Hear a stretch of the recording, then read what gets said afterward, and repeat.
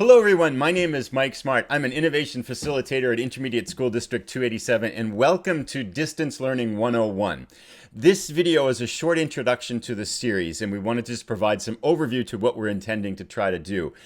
In this series, there'll be about 10 to 20 videos that have what we've found to be over the past 15 years of doing distance learning in the state of Minnesota, the most valuable tips and the easiest things that a teacher can use to improve the quality of learning for students who aren't in the classroom with the teacher. So we know a lot of teachers now are faced with the idea of having had a lot of experience teaching students in a classroom with them, and suddenly they have to shift their teaching experience and the students' learning experience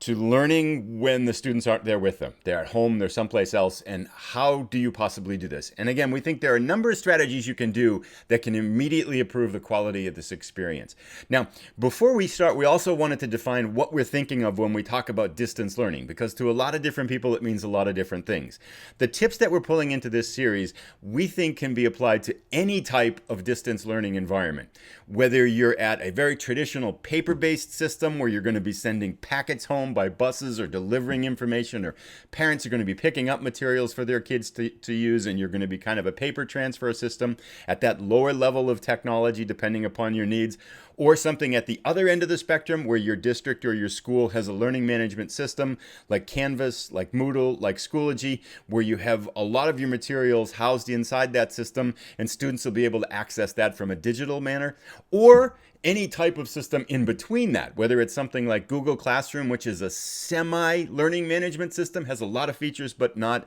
all of the features of a full-fledged learning management system, or you're going to use Google Docs, or you're going to use email. We think these tips will apply to any environment. So with that having been said, let's jump in and take a look at our first tip, which is to start with the end in mind.